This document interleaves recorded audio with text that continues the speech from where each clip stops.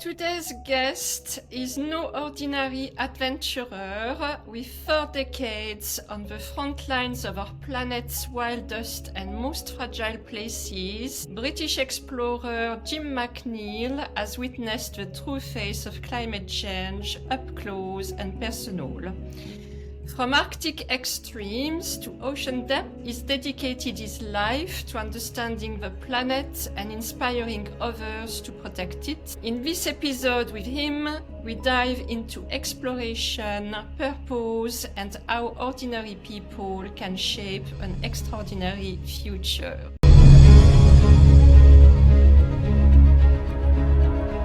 Jim, a very warm welcome to the Shades of Life podcast. Thank you very much. I'm delighted to be here. So first broad question to start with. You have spent over 40 years exploring the most extreme environments on Earth, witnessing not only the planet's raw beauty, but also its alarming changes firsthand. So with that rare perspective, what do you think the world is most dangerously overlooking today? Or if we flip it around, what do you believe we need more of? Well, I think the world is confused. And it's not surprising, I'm confused too. I think we suffer from climate change, and I think that's getting worse. We are suffering from climate change without any doubt whatsoever. Also, without any doubt whatsoever, it's to some extent our fault, and certainly, I believe, it's within our control to at least right some of it. So I think, we need to believe that we ordinary folk can do something about it. And I certainly do. And I've witnessed that time and time again. So I'm very lucky. I think having healthy skepticism in a world where sensationalism is far too prominent is a very good factor.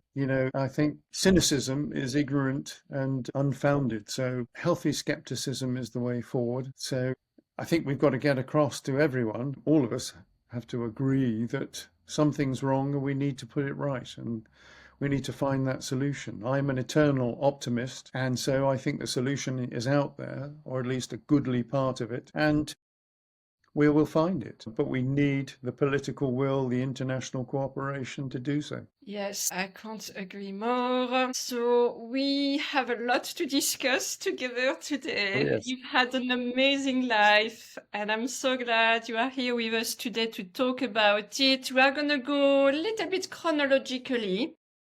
No problem. So you are known today as one of the world's most experienced and respected explorers. But can you take us back to your beginning? Where did your passion for the planet and exploration begin? What sparked that flame in you? Well, I'm not sure is the answer. Ever since I can remember, I was someone who wanted to know something about plants, something about food, something about survival, something about this, that, and the other, I suppose. It was focused for me. I was a naughty boy at school, and I was a naughty boy because I couldn't absorb anything that didn't make any sense or answered any questions I had in my own head. So things like history and a lot of geography, to be honest, was very, very boring, and why should I fill my brain with things that I may never use again? And things like learning Latin. I mean, my school learned Latin, but, I regret that now. In fact, a lot of it's really interesting to me now. At the time, it wasn't. And my outlet was to be naughty. I was naughty, not nasty, never nasty. I don't know why, but I've got this moral compass within me that seems to head in the right direction all the time. And it's probably the best asset I have in life, apart from a very good imagination. But what sparked it? When I was 16, I was playing truant from school. I was supposed to be at a double maths lesson, and I was in the local park, staring down the hill with teenage angst, thinking, I'm not going to get any qualifications, I'm just wasting my life. But then I started deeply thinking, and what I thought about was, why are we here? Why do we exist? Are we just an accidental coming together of atoms and molecules and compounds and hey, there's a human? But what really struck me then, like a brick in the face, was the fact that I would never be able to answer that question. Why do we exist? And indeed, no one else can answer that question during their lifetimes, which is extraordinary. And I thought, wow, I mean, that is the ultimate in frustration. So what am I going to do with that? And I thought, well, the only thing that makes sense to me as a human, a collection of these atoms, is to make my life as worthwhile as possible. Sounds really corny, but at 16 years old, that's what I did. That created my purpose, if you like.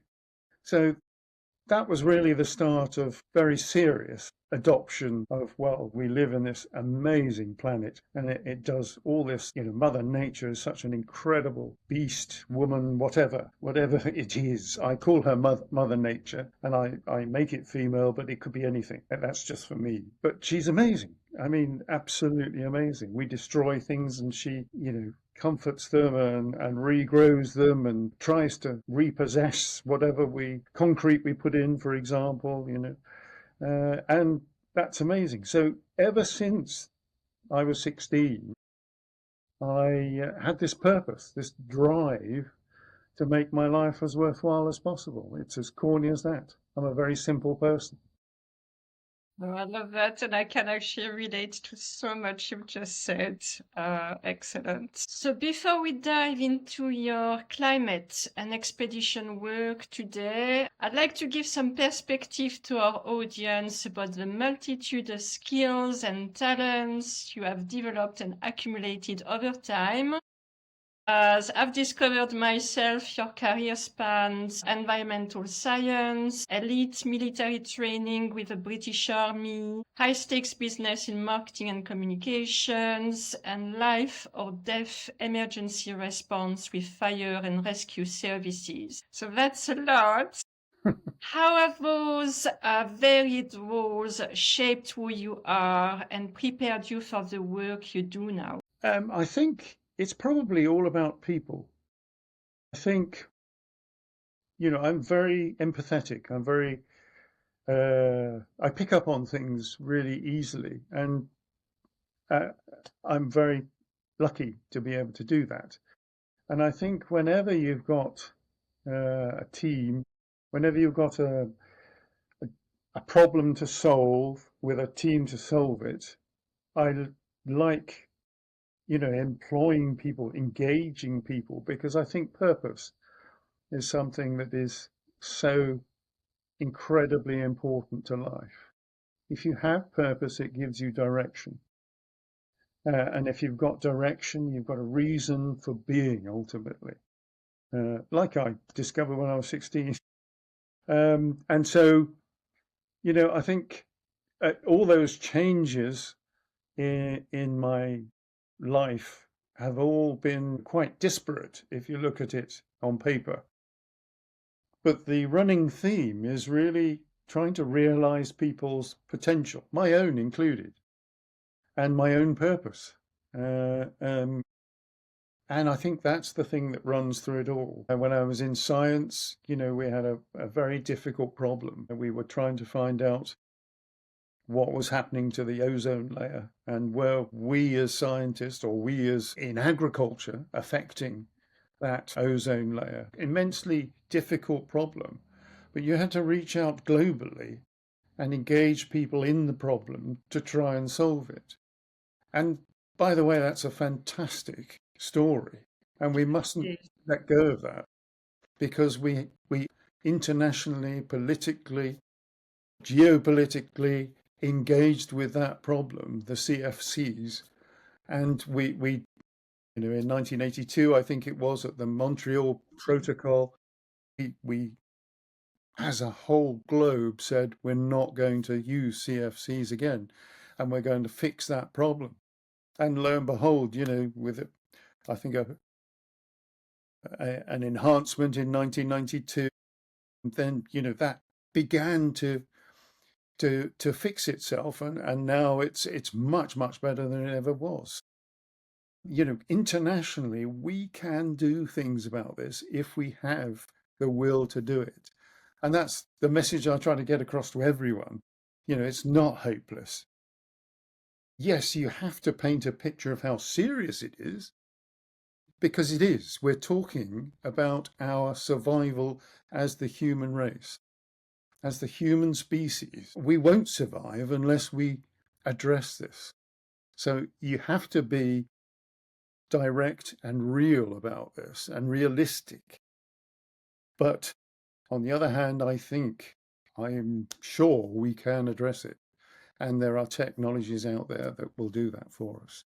We just need to have the coming together of will and power. And I think that power is in the hands of the ordinary people, ultimately. Yeah, it's a lot more complex. I really love that you used the ozone layer examples. I actually think I wrote an article about it earlier this year.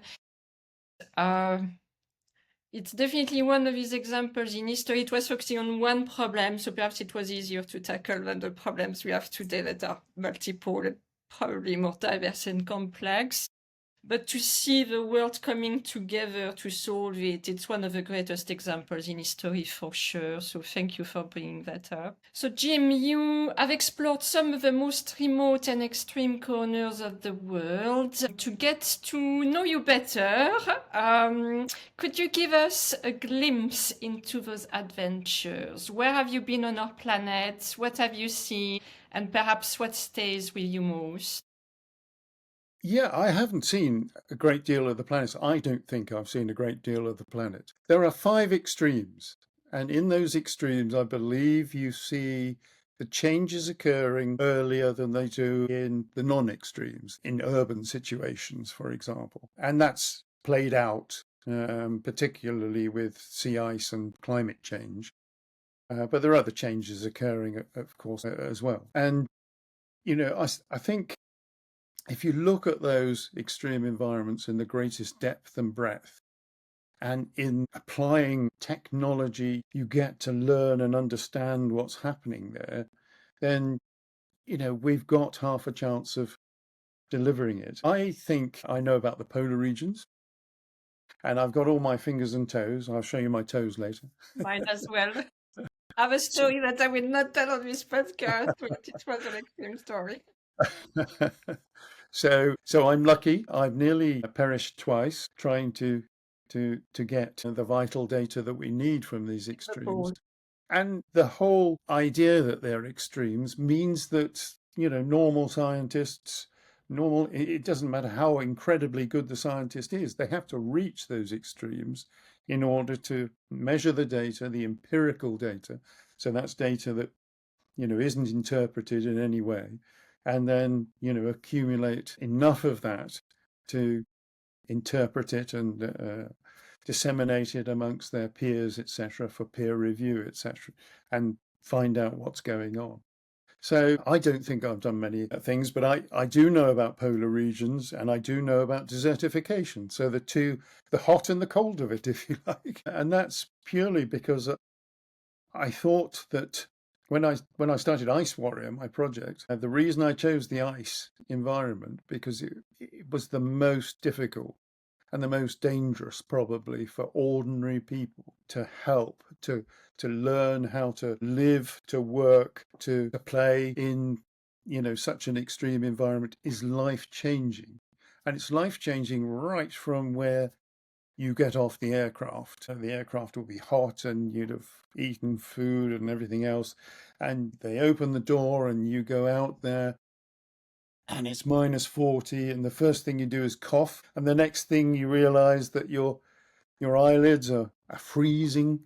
And you realize very, very quickly that it's a dangerous environment. And if you're out there in a tent, which very often we are, more often than not, I think I've spent most of the time in a tent, it's very threatening. And you have to learn to deal with Mother Nature with that huge head of pressure that she puts on you. Yeah. We're not designed to exist at -40. And that's Celsius, of course. So, you have to be very careful, and you have to push your boundaries, but don't leap over them, is what I always say.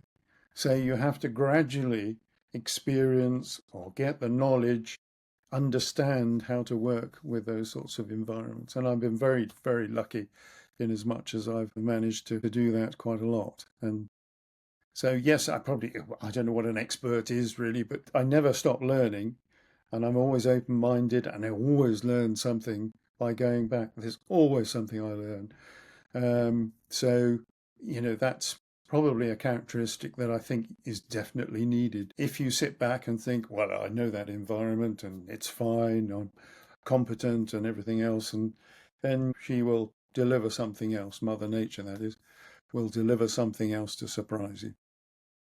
Does that answer your question?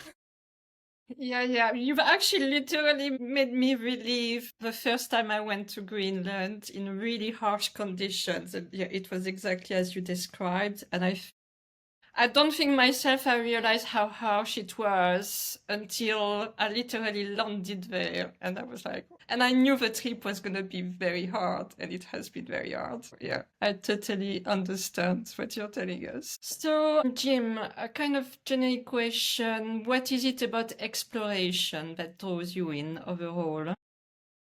Yeah, I should have said actually, I don't consider myself an adventurer. Okay.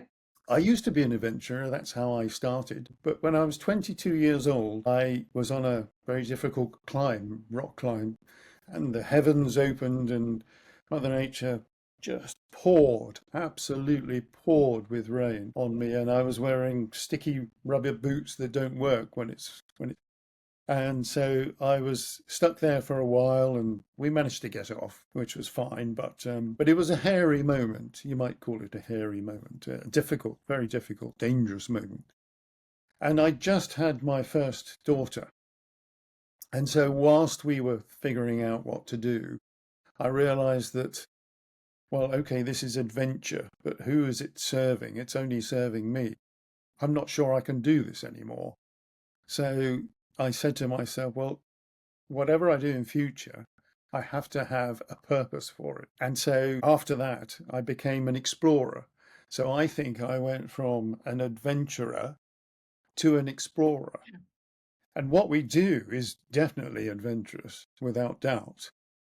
But without purpose, Yeah. I can't justify doing it as a family man and a responsible person, really. And so the more justification, usually in the form of data gathering for the scientific community, I've got with my explorations, the better. So exploration to me, modern day exploration to me is, utilizing every modern gadget just as they did in the turn of the last century Yeah.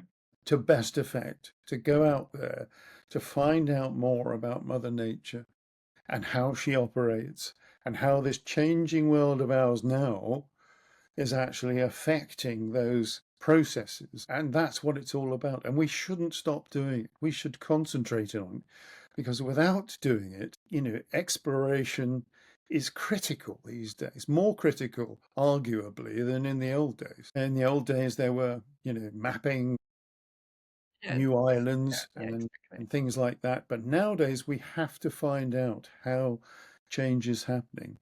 And I call it, rather cornily again, I call it putting a better finger on the pulse of the planet. Not just a better finger, but a more immediate finger, because we need that, timeliness. We need to know now how we're doing. And so my bent really is to perfect exploration in the modern day setting as much as possible.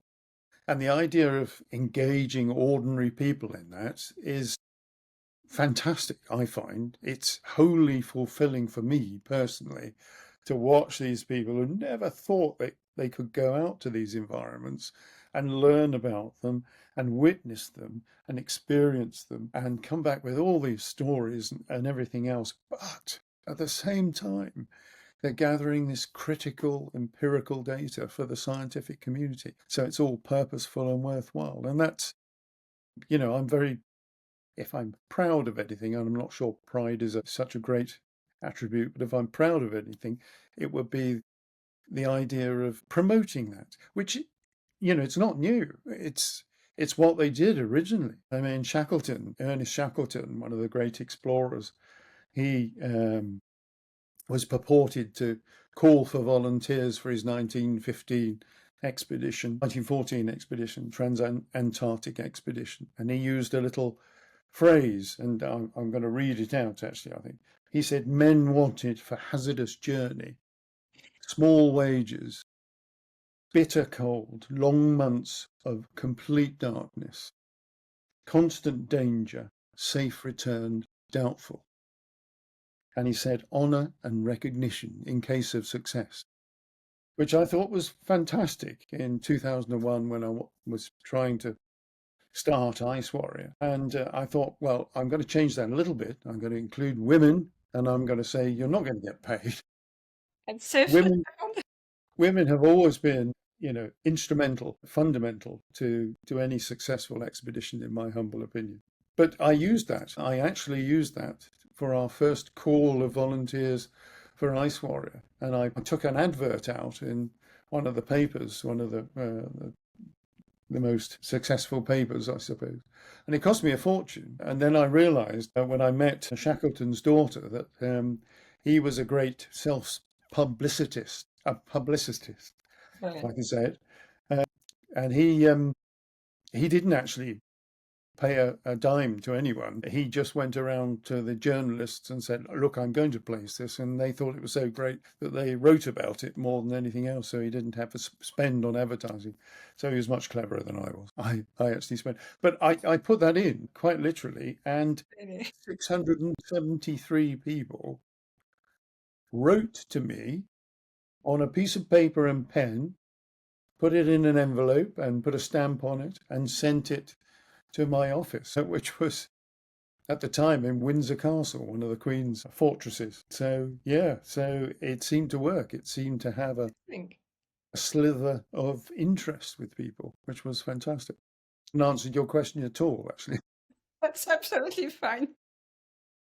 That's a brilliant story. I love the quote from Shackleton. It's brilliant. So let's talk more about climate change, Jim, if you like. So over your 4 decades of exploration, you've seen climate change unfold in real time. Can you tell us what are some of these most profound changes you say you've witnessed, and what should we be learning from them right now? Yeah, well, the most profound for me, being a polar person, was the depletion of ice in the Arctic, without a shadow of doubt, and the change of weather pattern as well. I'm not sure which comes first, but probably the weather. But when I first started to go to the Arctic, which was 1984, I'm that old, the weather patterns were very consistent and predictable. And you knew year on year when the winds would come, when the ice would freeze and when it would melt, and all the other wind patterns and weather patterns that would occur during that year, by and large. And then that started to be disrupted. And when it was disrupted, the ice wouldn't melt at the same time. You got more melt days than you got freeze days. And the whole thing became very much a different environment. So the Arctic suffered tremendously. It stopped being a desert by definition of the amount of precipitation in, I think, 1987 or something, because the weather started to throw down precipitation. And they were the most profound changes that I've ever seen, really. The only other one I can think of that I've witnessed is the desertification of the deserts. Lack of water in desert regions, just absolutely frightening, where species just disappear because there is no water, there's no groundwater, the groundwater is depleted and everything else. So it's those two environments really that have been so profoundly shocking in my experience. And, I like to tell people how much ice we've lost and it's 95% of old ice. 95% of what they call old ice. Now, old ice is ice that has been there for at least 4 years. So it stays as ice throughout the summer. But nowadays we've just lost it, and it's getting worse each year virtually. Yeah, it's a bit heartbreaking to actually witness this. I've myself been involved in Arctic projects since 2009, I think. And, I remember that time when we were trying to bring awareness to it. And then, this many years later, we are in 2025 and it's only getting worse. When, you've spent the whole lifespan on the same topic, it's quite heartbreaking, isn't it? It is, and it's not only the actuality or the science of the depletion. It's also the people that are affected by it. I mean, right from the start, I was very determined not to be imperialistic about my exploration. And so I would learn from the Inuit. That's how I learnt about existing in the Arctic, was to go and live with them. And their lifestyle has changed beyond measure. I mean, and their traditions that they used to hand over to their young, their new generations have changed. And, they are in danger of being something very, very different. So indigenous populations are suffering hugely. And the same thing's happening in the deserts as well, with the deserts. Yeah, I like you made that link because, sometimes we talk about the environments, but there are the peoples and the wildlife living in these environments, and obviously they are directly affected. Yeah. We talk about intergenerational action when it comes to climate change. And I think one of the first things that comes to mind is the YAF, because we have done so much noise around taking action these past years. And ever since Greta Thunberg, the renowned climate activist, young Swedish climate activist, started the Fridays for the Future movement, young people have stepped up globally to demand climate action. Now, because we are of a different generation, I wanted to ask you, what role do you see older generations playing? Keeping in mind, it's not only the job of the youth to do something. What wisdom, skills, or leadership can Gen X and Boomers offer that's essential in this important moment in time? Well, I think Greta started in 2018. I think I started in 1980. She was just incredibly lucky that she hit upon publicity, which is fantastic. She's done a fantastic job. I wouldn't knock her in any way, shape, or form. But she has become a little bit of a brand now, which is slightly worrying. But that aside, she's done a fantastic job of bringing young people into this problem. I think for older people, like me, I suppose, well, yeah, I am older, it's about guiding that and allowing that force to exist and, mentoring and educating. You can't be a scientist when you're that young. You just, you have to rely on the older people to produce the data. So,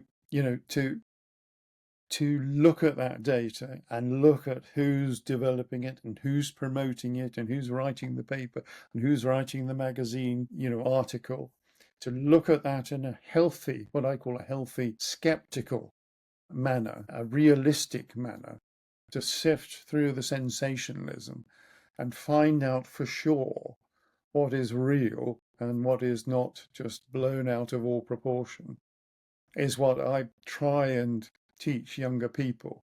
And I give a lot of schools talks and that, and they're all very worried. And it gets to the point where people turn off. We do have to change fundamentally the way society works, I believe. Society is effectively run by commerce. Commerce relies on growth. We live on a planet that you can't grow all the time into. So, it's an infinite resource and we are trying to overblow it. So Very, very difficult to get that across. And if you get it across to younger people, then it's much, much better. I think that's our job, is to lead, to mentor, to educate, and to applaud and promote, but in a nice, consistent, very strong, well-founded manner. Very good. So you did mention your warrior project. So let's talk about your projects because there is a lot to say about it.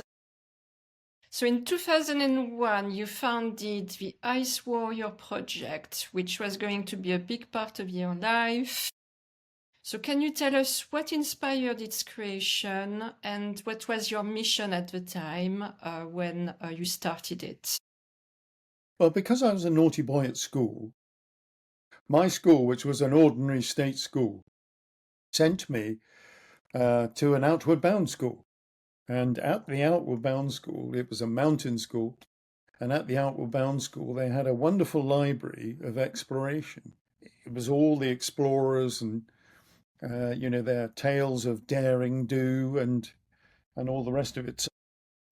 Nowadays I can interpret as bluff and nonsense and, a lovely story. But, fundamentally, they always called for volunteers. And they called for volunteers from all walks of life, all echelons of society, and allowed them to get on board these ships. They didn't even know where the ships were going half the time. They certainly didn't know when they were coming back, and they certainly didn't know what they were facing.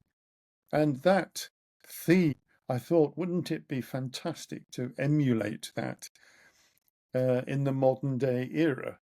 But obviously, because we know something about where we're taking people, we're a lot more knowledgeable these days. We'll have to train people properly and make sure that they are competent and safe before they go out there. And let's do that. And let's call, I was struggling for a name for the project. And at the time, I was working for our Queen as a fire officer for the royal household, looking after the country's assets. And I was in Windsor Castle, in the Queen's bedroom, would you believe? It's a true story. And a friend of mine phoned up and he said, let's call it Ice Warrior. Why don't you call it Ice Warrior, Jim? And I thought, oh, gosh, that's terribly corny. And I thought there's a danger here, because I had been in marketing communications before that. There's a danger here that they'll call me the Ice Warrior. And I thought, there's no way I want to be portrayed as the Ice Warrior. But then I slammed the phone down, said, no way, slammed the phone down. And I went into the old man's room, as we used to call him, the Duke of Edinburgh's bedroom. And by the time I got there, so which 10 minutes later, I thought, hang on a second, I've got this image of this icy character with the North Star. And so branding wise, we've got the brand. And I said to myself, with that, as corny as it may be, children might be interested. We can spin off children's stuff so it has an attraction. And I thought, even in the adult setting, it's corny. And because it's corny, then people will remember it. So I quickly realized that the advantages way outweighed the disadvantages. So I phoned him back and said, okay, let's call it Ice Warrior. So Ice Warrior was born out of that. Oh, and yes, it's very important to me that everyone has access to that, because it's a wholly fulfilling process for me and for them. I love watching people start having no idea about, even going out into a rainy, wild environment in the United Kingdom here. So they are absolute novices quite a lot of the time. And, the learning process, the pushing their own boundaries and facilitating that with my wonderful staff is just fantastic to watch. People grow tremendously. And I think that's how I grow. And I still do grow. When you see them coming off that aircraft that I spoke about and see that they realize it's life-threatening, they begin to learn about themselves, and they begin to realize there's no room for bluff and delusion. And we all have that in civilized society. We all think we know better than or we can do better than we we actually can. And so they begin to learn about themselves. And Mother Nature has that head of pressure I was talking about. Yeah. So there is no escape from it. You have to be happy with yourself. And getting to know yourself is immensely empowering and cathartic, which is fantastic. And to watch that process, the next thing that happens in that process, when you start putting these individuals together, is they realize that within an expedition team, you have to be a good person for that expedition team to work properly. You have to be compassionate. You have to be empathetic. You have to be respectful, no matter what race, color, creed, divergence or whatever, an individual has. You have to respect that person. You have to bring them along and you have to understand them. And it's that process really that creates what I call good eggs. It's fantastically fulfilling for me to watch that process. And it's fulfilling for participants to be going along in that process. It changes their lives quite literally. And that's amazing. Yeah, that's really great to actually hear it from your own eyes. Because I've been on many trips like this, and it definitely tests you. And there will always be a moment that is hard for one or another. And yeah, this is when you need to come together, as you said. It really tests your boundaries as well, and your character and everything. Yeah, and for me as a leader, I feel wholly responsible for their safety, wholly responsible. And, I am very insistent on getting to know them and watch that process of development. And it develops me as a leader because it means I can see where I go wrong slightly. I haven't always got it right, of course not. We humans are frail. That's the first thing you've got to learn. We're fallible, we make mistakes. And so the best teams, whether it's been expedition teams or firefighting teams or military teams, the best teams I've ever built have been able to replace me if necessary. And that's the gold standard in my head. Yeah. They've got all that armory of skills. They may not have the experience, but if I go down, if I get ill, if I perish, they will survive and they will learn how to lead each other. So, passing across those skills and that knowledge is absolutely vital, and I love doing it. Great. So, Jim, looking back on 20 years or so of the Ice Warrior project, what moments or milestones stand out most for you? A lot must have happened in the span of 20 years. So, what are your main highlights? What would you say? I suppose my relationship with the scientific world, I really love. They all appreciate that I spent 4 years as a scientist. That's nothing. But I have an idea of how it works. I had written 3 scientific papers. I went through the whole process. So it gave me an inkling. It gave me a foot in the door of the scientific community. And so when I spoke to people and said, look, we're going to the Arctic, we're going to cross, a bit of sea ice. Is there anything we can gather that's going to be really useful to you in terms of data? They all just went, yes, please. So my scientific partners, I'm immensely proud of. They're the best scientists in the world. Some of them are anyway, and that's fantastic. And I really, really like. It started as ice, as I say, because that was one of the worst environments, the most threatening environments, and the most difficult for me to get into the training regime and to, process that training regime. But that was always the model to take it into the other environments, because there are 5 extreme environments. And if we're not, as a global society, looking at all 5 of those environments, then, we're going to miss something.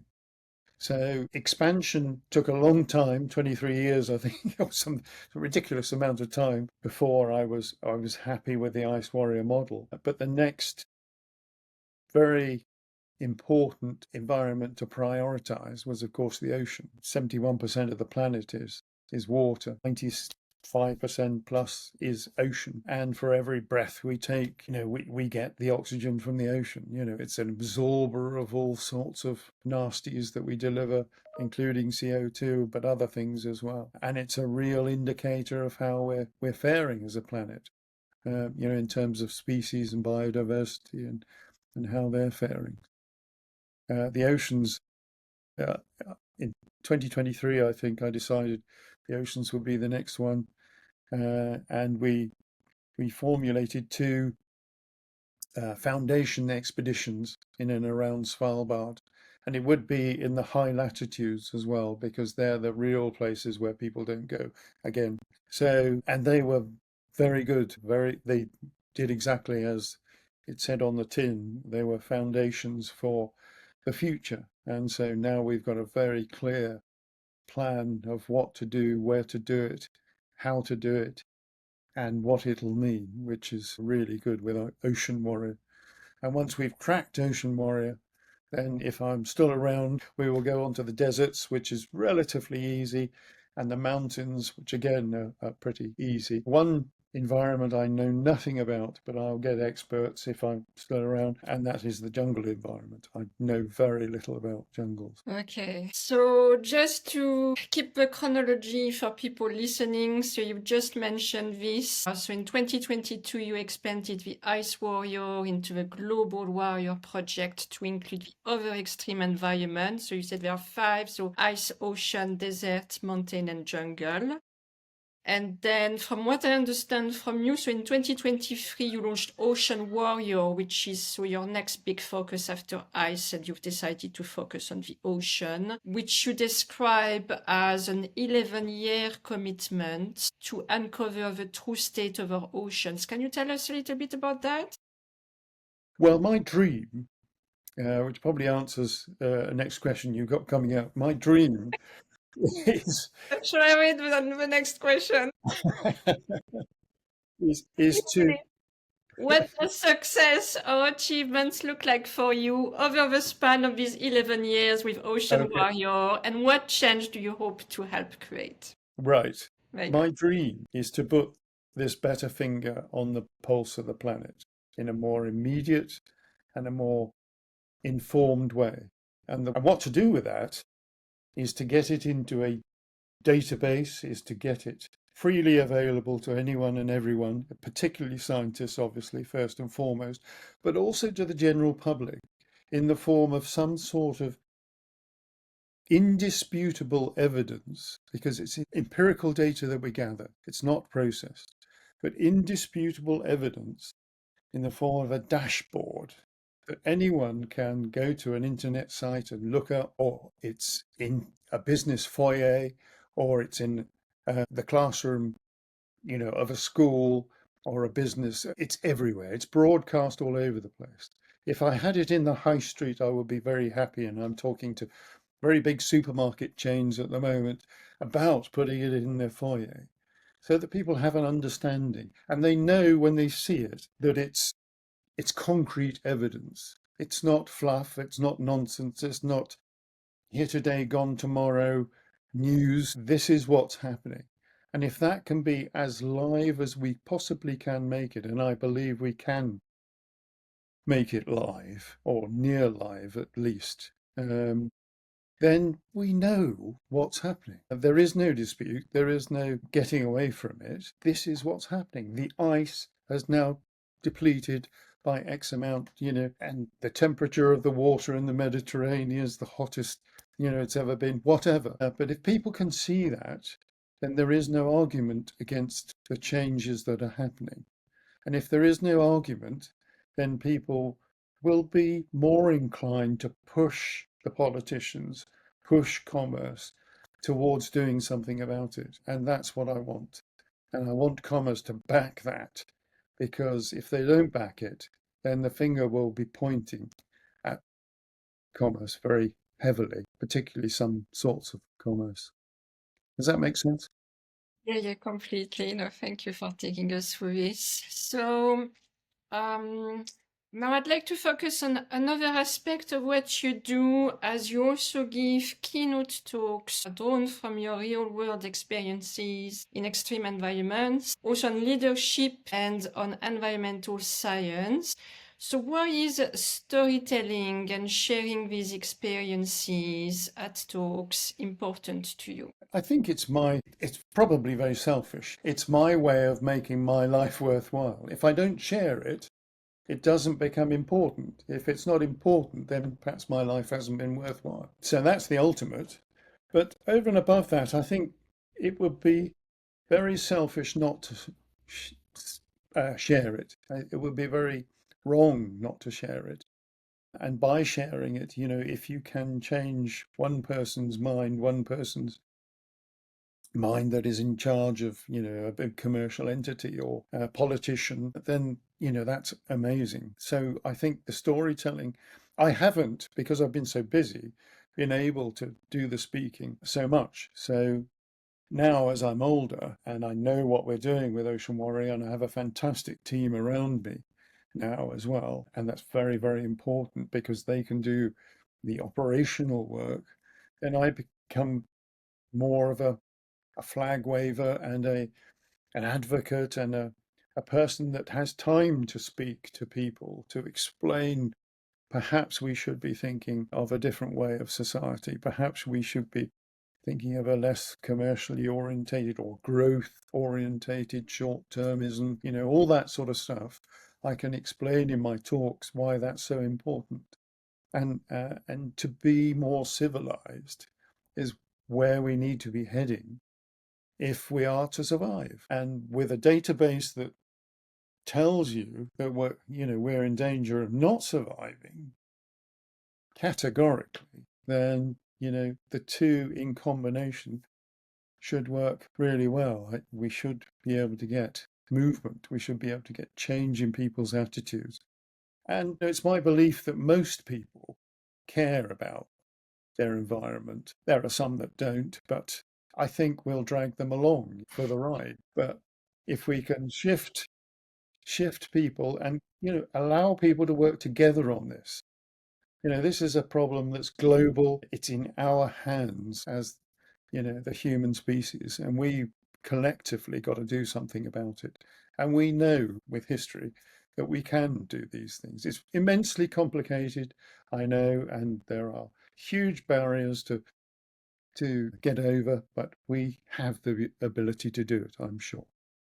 So these talks are definitely very important points of connection and engagement with people. It's one thing to go travel, but it's what you also bring back and engage people with, right? So people can discover this on your website, and we will link it in the notes. But I wanted to mention some of the really fascinating topics you cover.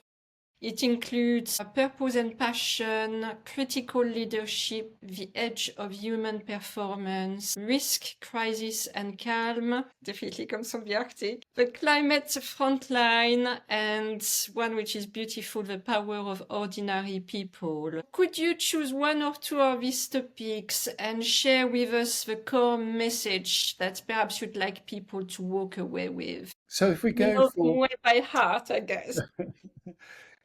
yeah, I'd love to go. If we go for ordinary people, can make a difference. They will make a difference. And that's attitudinally. People like to live in a pleasant environment.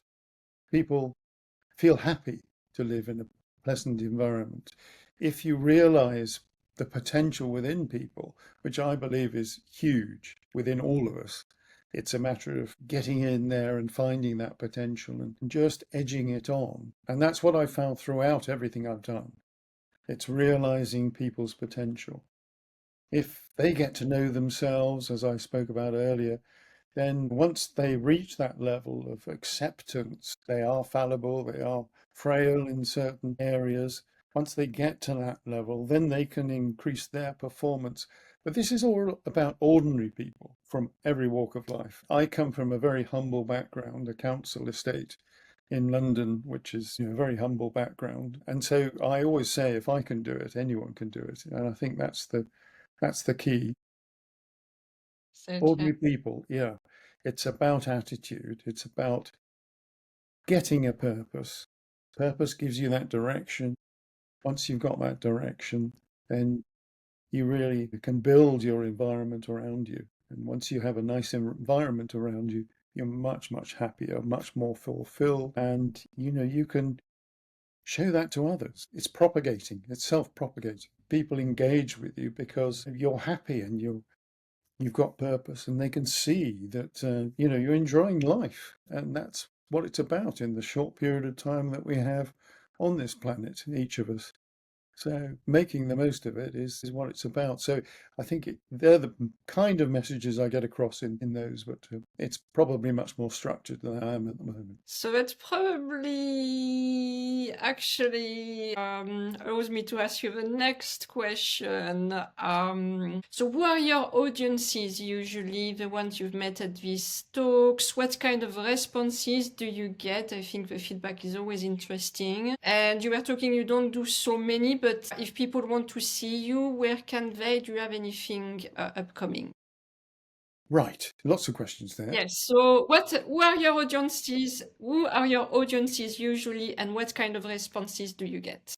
I want to concentrate on corporate talks because I think corporations and business and commerce are very frustrated at the moment. They are at the nasty end of things with geopolitical goings on and the threat of war and all sorts of things. And they have to make decisions that affect other people a lot.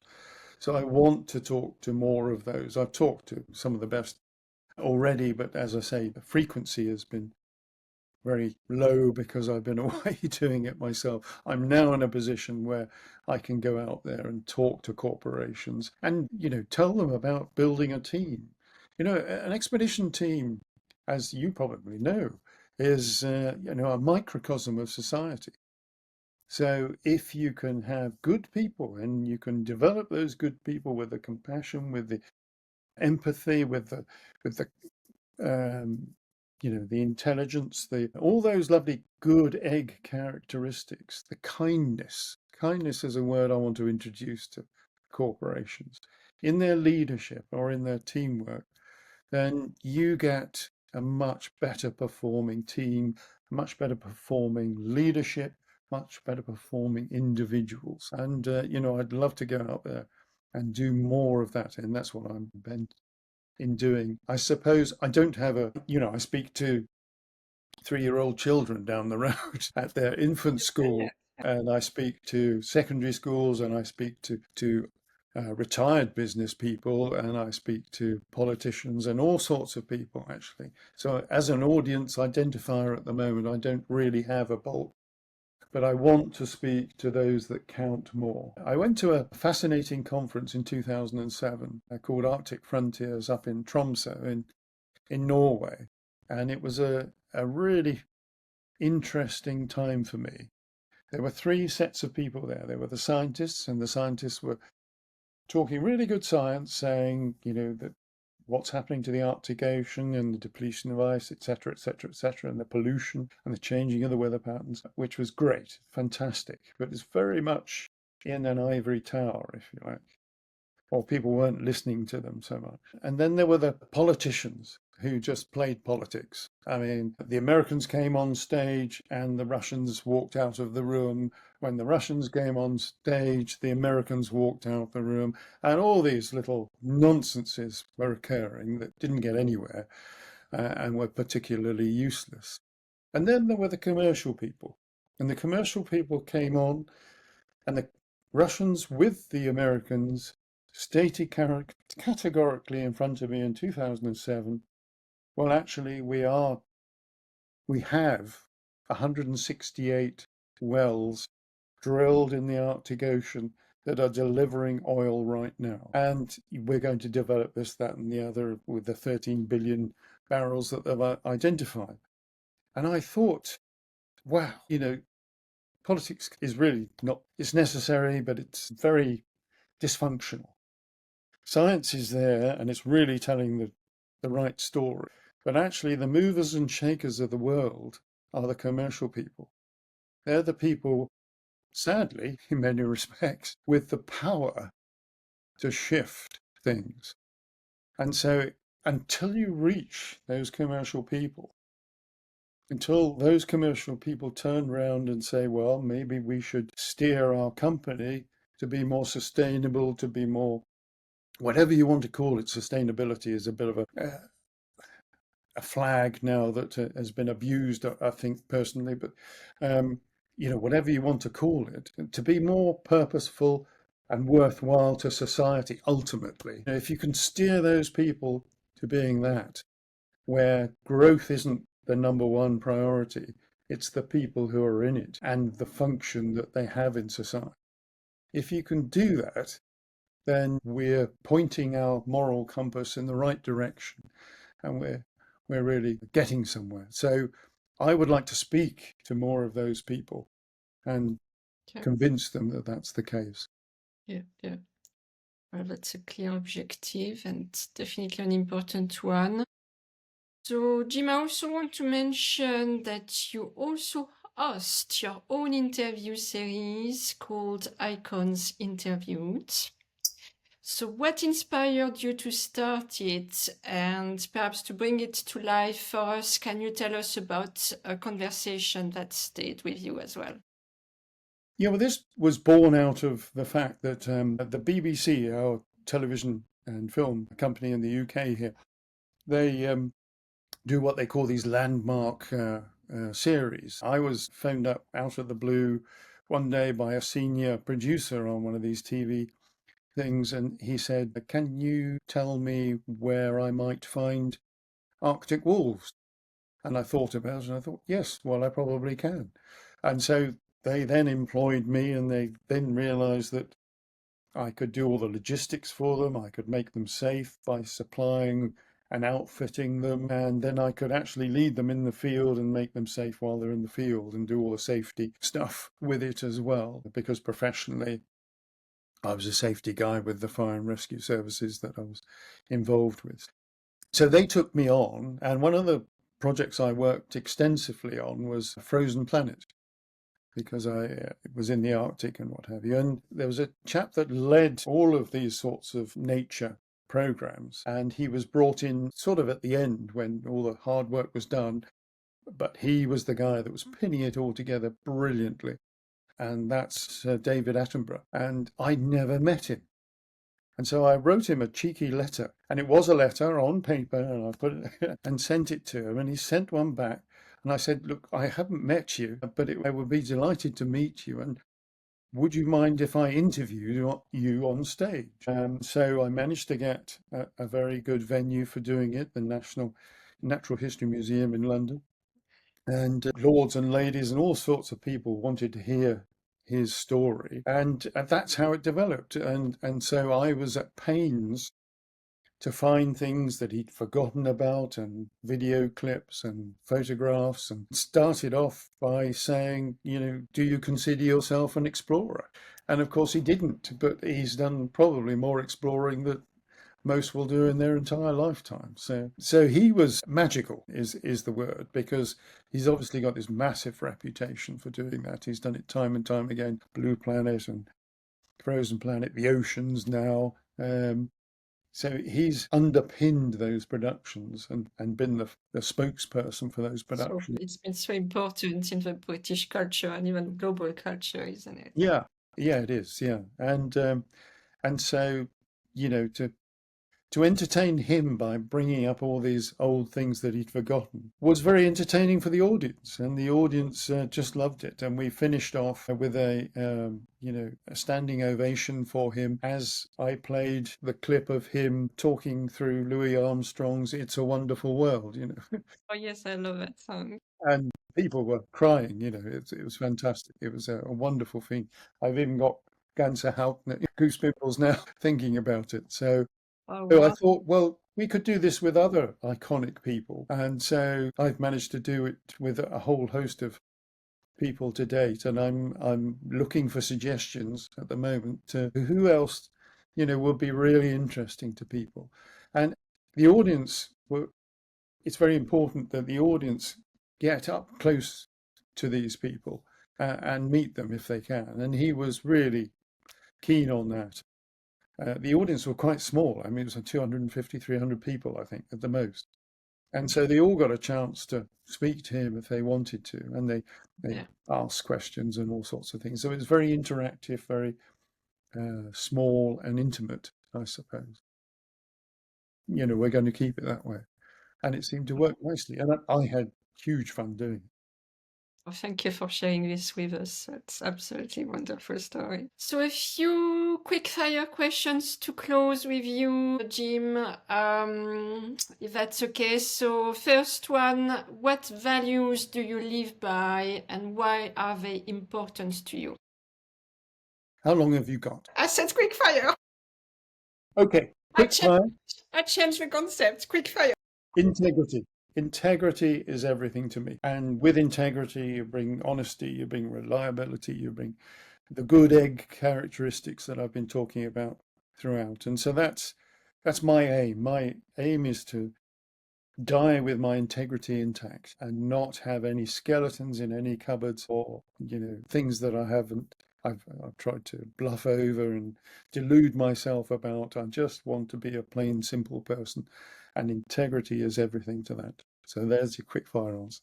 Very good, very good. So you did mention this earlier. You've come close to losing your life twice in the field. So what keeps you going back? What's your driving force?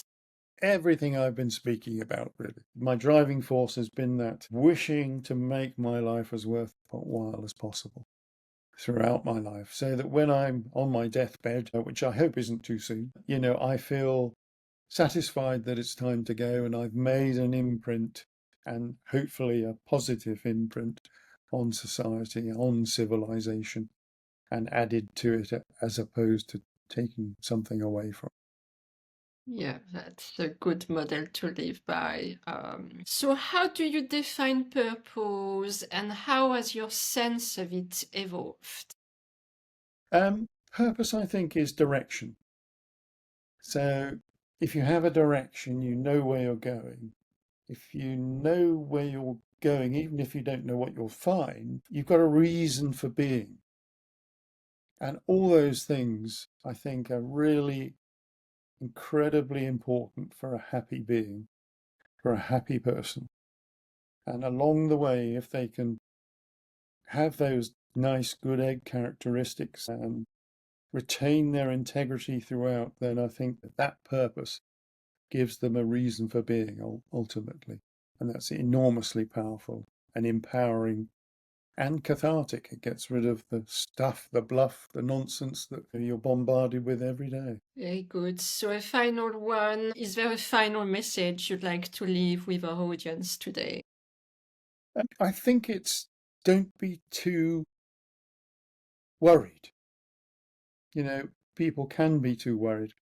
I can dip into, a state of being too concerned about what's going on, and therefore, it's very easy to do that. We can do something about it. I want people to realize that we as individuals, there's the changes that are occurring, call it climate change if you like, but it's also pollution and everything else. It's much more important than politics.